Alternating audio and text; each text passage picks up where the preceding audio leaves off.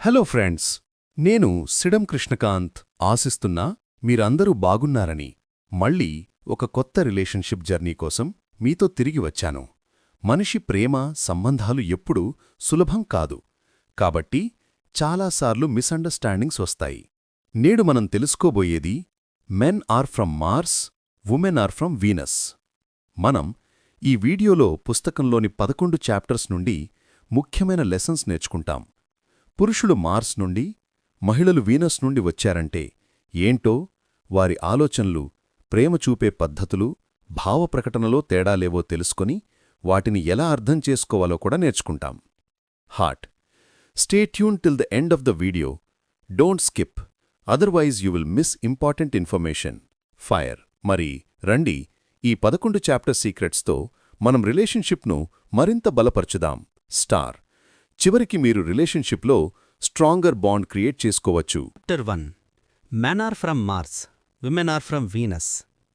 పురుషులు మరియు మహిళలు ఒకే ప్రపంచంలో ఉన్నా వారి ఆలోచన, భావప్రకటన మరియు స్పందన తేడాగలవి. జాన్ గ్రే ఈ తేడాలను మార్స్ మరియు వీనస్ అనే 2 గ్రహాల ప్రతీకతో వివరిస్తారు. మార్స్పై ఉన్న పురుషులు తర్కబద్ధంగా సమస్యలను పరిష్కరించడంలో ఆసక్తి చూపేవారు. వీనస్పై ఉన్న మహిళలు భావోద్వేగం, ప్రేమ, సంభాషణలో నైపుణ్యం కలిగినవారు.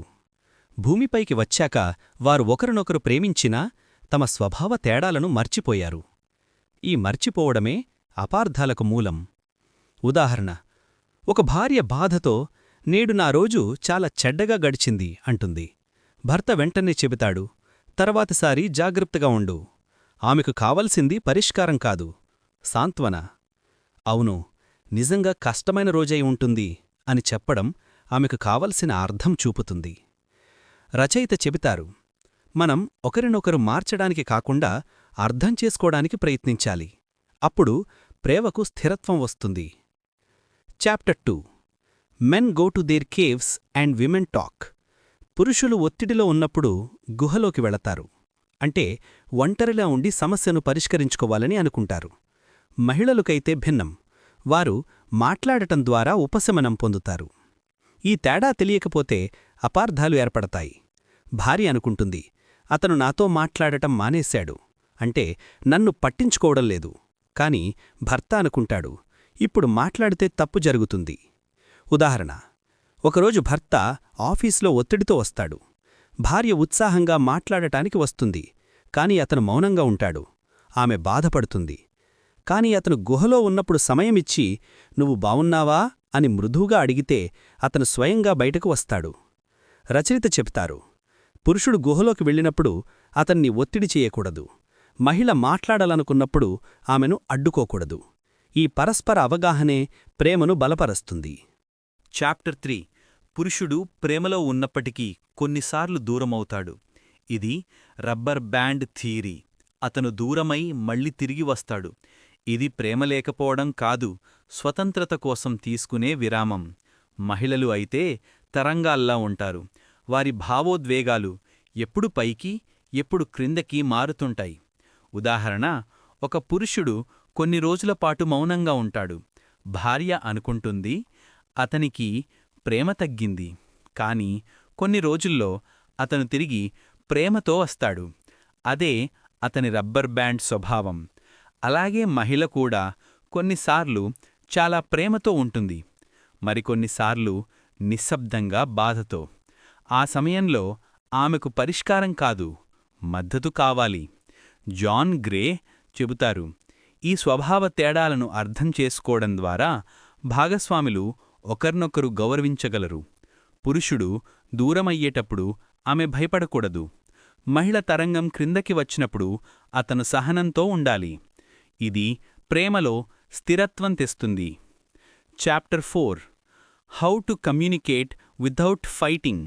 మహిళలు భావాలను మాటలతో వ్యక్తం చేస్తారు, పురుషులు తర్కంతో. అందుకే చిన్న మాటలకే గొప్ప అపార్థాలు ఏర్పడతాయి. ఉదాహరణ: భార్య అంటుంది, నువ్వు ఎప్పుడూ నన్ను వినవు. భర్త దానిని విమర్శగా తీసుకుంటాడు. కాని ఆమె ఉద్దేశం, ఇప్పుడే నా మాట విను అని. రచయిత చెబుతారు, మహిళలు తమ భావాలను నాకు అనిపిస్తోంది అనే రూపంలో చెప్పాలి. ఉదాహరణ, నువ్వు నన్ను పట్టించుకోవడం లేదు అనే బదులు నాకు ఒంటరితనం అనిపిస్తోంది అని చెబితే భర్తకు అది విమర్శలా అనిపించదు. పురుషుడు కూడా వెంటనే రక్షణాత్మకంగా కాకుండా అవును, నీకు అలా అనిపించడం సహజం అని చెప్పడం ద్వారా సహానుభూతి చూపాలి. ఈ చిన్న మార్పు వాదనలను తగ్గిస్తుంది, అర్థాన్ని పెంచుతుంది. కమ్యూనికేషన్ అంటే కేవలం మాట్లాడటం కాదు, వినడం కూడా. Chapter 5 motivating the opposite sex. పురుషులు గౌరవం మరియు విశ్వాసం ద్వారా ప్రేరేపించబడతారు, మహిళలు ప్రేమ మరియు పరామర్శ ద్వారా. ఉదాహరణ, ఒక భర్త పని పూర్తి చేసి ఇంటికి వస్తాడు. భార్య, నువ్వు చాలా కష్టపడ్డావు, ధన్యవాదాలు అని చెప్పడం అతనికి గొప్ప ఉత్సాహం ఇస్తుంది. అదేవిధంగా భార్య భావోద్వేగంగా ఉన్నప్పుడు భర్త, నిన్ను అర్థం చేసుకుంటున్నాను అని చెబితే ఆమెకు భద్రత అనిపిస్తుంది. జాన్ గ్రే చెబుతారు, మహిళలు ప్రశంసలతో పురుషులను ప్రోత్సహించాలి. పురుషులు ప్రేమపూర్వక ఆప్యాయతతో మహిళలను ఆదరించాలి.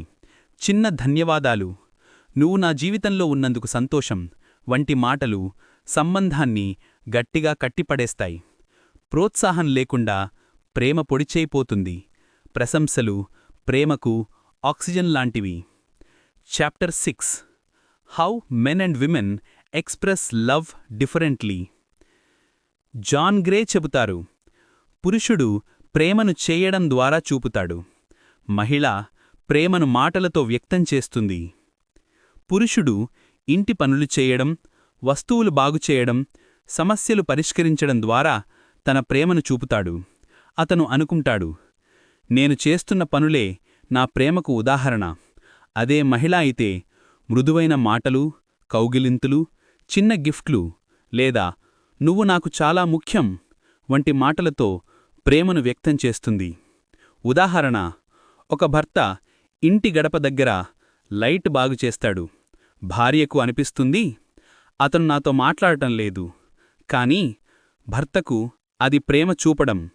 అలాగే భార్య భర్తకు నిన్ను చాలా మిస్సయ్యాను అని చెబితే అతను ఆప్యాయతను అనుభవిస్తాడు. ఇక్కడ పాఠం ఏమిటంటే, ప్రేమకు ఒకే పద్ధతి ఉండదు. ఇద్దరూ ఒకర్నొకరు ప్రేమ చూపే విధానాన్ని అర్థం చేసుకోవాలి. అప్పుడు అపార్థాలు తగ్గుతాయి, ప్రేమ బలపడుతుంది. Chapter 7 the 12 kinds of love needs. ప్రతి మనిషికి ప్రేమలో కొన్ని అవసరాలు ఉంటాయి. అవి భిన్నమైనా సమానంగా ముఖ్యమైనవి. పురుషుడు కోరుకునేవి విశ్వాసం, ఆమోదం, అభినందన, గౌరవం, ప్రోత్సాహం, స్వేచ్ఛ. మహిళ కోరుకునేవి పరామర్శ, అర్థం చేసుకోవటం, గౌరవం, రక్షణ, నమ్మకం, మద్దతు. ఉదాహరణ, ఒక మహిళ భర్తను ఎప్పుడు విమర్శిస్తే అతనికి ఆమె నన్ను నమ్మడం లేదు అనే భావన కలుగుతుంది. కాని ఆమె నిన్ను నమ్ముతున్నాను అని చెబితే అతను మళ్లీ ఉత్సాహంగా మారుతాడు. అదేవిధంగా మహిళ తన భావనను చెబుతుంటే భర్త అది పెద్ద విషయం కాదు అని డిస్మిస్ చేస్తే ఆమె గాయపడుతుంది. కాని నీకిప్పుడు బాధగా ఉందా అని అడిగితే ఆమెకు భద్రత, ప్రేమ అనిపిస్తుంది. రచయిత చెబుతారు, ఈ 12 అవసరాలు గుర్తించి సమతుల్యం చేస్తే సంబంధం మరింత లోతైన ప్రేమతో నిండిపోతుంది. Chapter 8 how to avoid arguments. వాదనలు సహజం, కానీ వాటిని ఎలా ఎదుర్కొంటామన్నది సంబంధాన్ని నిలబెట్టుతుంది. మహిళ మాట్లాడి తన భావాలను చెప్పాలని కోరుకుంటుంది. పురుషుడు సమస్యను పరిష్కరించాలనుకుంటాడు. ఉదాహరణ, భార్య చెబుతుంది, నన్ను ఎవరూ పట్టించుకోవడం లేదు. భర్త వెంటనే, అలా ఎందుకనుకుంటున్నావు, నేను ఉన్నాను కదా అని అంటాడు. ఆమెకు కావలసింది పరిష్కారం కాదు, అర్థం చేసుకోవడం. జాన్ గ్రే చెబుతారు, ముందుగా అర్థం చేసుకోండి, తరువాత అర్థమయ్యేలా చెప్పండి. వాదనల సమయంలో నువ్వు తప్పు అనే బదులు నాకు అలా అనిపిస్తోంది అని చెప్పడం మంచిది. పురుషుడు వినడం నేర్చుకోవాలి. మహిళ శాంతంగా తన భావాలను చెప్పడం నేర్చుకోవాలి. అప్పుడు వాదనలు బంధాలను బలహీనపరచవు, బలపరుచుతాయి. ప్రేమలో గెలవడం కాదు, కలవడం ముఖ్యం. Chapter 9 how to apologise and forgive. ప్రతి సంబంధంలో తప్పులు సహజం, కాని వాటిని ఎలా సరిదిద్దుకుంటామన్నది ప్రేమను నిర్ధారిస్తుంది. ఉదాహరణ, ఒకరోజు భర్త కోపంతో మాట చెప్పి భార్యను బాధపెడతాడు. తరువాత ఆమెకు క్షమించు, నేను తప్పు చేశాను అని చెబితే ఆమె హృదయం కరుగుతుంది. అలాగే భార్య క్షమించడం ద్వారా అతనికి విశ్వాసం తిరిగి వస్తుంది. జాన్ గ్రే చెబుతారు, మహిళకు క్షమించబడడం ముఖ్యం, పురుషుడికి మళ్లీ విశ్వాసం పొందడం ముఖ్యం. క్షమించడమంటే మరిచిపోవడం కాదు, ప్రేమను తిరిగి నిర్మించడానికి అవకాశమివ్వడం. అసలు బలమైన సంబంధమంటే ఎవరూ పర్ఫెక్ట్ కాకపోయినా ఇద్దరూ కలిసి ఎదగడం. నేను నిన్ను క్షమిస్తున్నాను అనే మాట ప్రేమకు కొత్త ఆరంభమవుతుంది. Chapter 10 the balance of giving and receiving. ప్రేమ అంటే ఎప్పుడూ ఇవ్వడమే కాదు, తీసుకోవడం కూడా నేర్చుకోవాలి. ఒకరు ఎప్పుడూ ఇస్తూ మరొకరు తీసుకుంటూ ఉంటే ప్రేమ అసమతుల్యమవుతుంది. ఉదాహరణ, ఒక భార్య ఎప్పుడూ కుటుంబం కోసం త్యాగం చేస్తూ ఉంటే కాని ఎవరూ ఆమె కృషిని గుర్తించకపోతే ఆమెలో అలసట పెరుగుతుంది.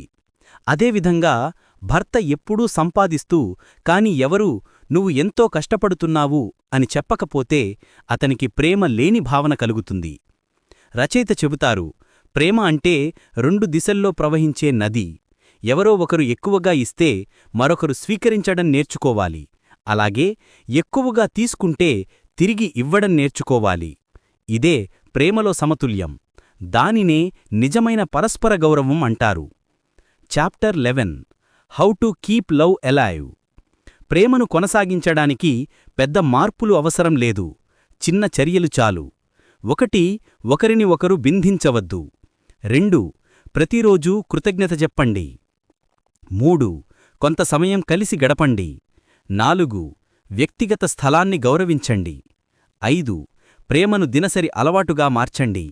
ఉదాహరణ, ప్రతిరోజూ భర్త భార్యను ఎప్పుడూ నిన్ను చూసి నాకెంతో సంతోషం అని చెబితే, లేదా భార్య నువ్వు నాకు చాలా ముఖ్యుడవు అని చెబితే అది రోజువారీ ప్రేమను సజీవంగా ఉంచుతుంది. జాన్ గ్రే చెబుతారు, ప్రేమ అనేది ఒక నిర్ణయం. మనం ప్రతిరోజూ ఒకరిని ఎంచుకోవాలి, ఆ ప్రేమను కాపాడుకోవాలి. చిన్న మాటలు, చిన్న చర్యలు ఇవే దీర్ఘకాల బంధానికి మూలం. Conclusion, learn the language of love. John Gray చెప్పిన మహాసూత్రం, పురుషుడు మరియు మహిళ ఇద్దరూ భిన్న వర్గాల వారే అయినా ప్రేమ అనే లేఖం వారిని కలిపే సేతువు. పురుషుడు తన గుహ నుండి బయటకు రావడం నేర్చుకోవాలి, మహిళ తన భావాలను సున్నితంగా చెప్పడం నేర్చుకోవాలి. ప్రేమ అంటే ఎవరో మనలాంటివారు కావాలని కోరుకోవడం కాదు, వారు ఎవరో అర్థం చేసుకోవడం. ఉదాహరణ, ఒక భర్త తన భార్య భావాలను గుర్తించి ఆమెకు సమయమిస్తాడు, భార్య కూడా అతనికి స్థలాన్నిస్తుంది. అప్పుడు ఇద్దరూ ఒకరికొకరు కొత్తగా అర్థమవుతారు. ఇదే పుస్తకంలోని ప్రధాన సందేశం కూడా. మన మధ్య తేడాలు ఉన్నా ప్రేమ ఉంటే ఆ తేడాలే బంధాన్ని బలోపేతం చేస్తాయి. ప్రేమలో ఎవరూ పర్ఫెక్ట్ కాదు, కాని మనం ఒకరినొకరు అర్థం చేసుకుంటే అన్ని సమస్యలు పరిష్కరించవచ్చు. మీరు ఈ వీడియోని ఇష్టపడండి, మీ థాట్స్ కామెంట్లో చెప్పండి, మరియు సబ్స్క్రైబ్ అండ్ బెల్ క్లిక్ చేయడం మర్చిపోకండి. మళ్ళీ కలిసే వరకు ప్రేమతో, సంతోషంతో మరియు అండర్స్టాండింగ్తో జీవించండి. This is Sidam Krishnakanth signing of.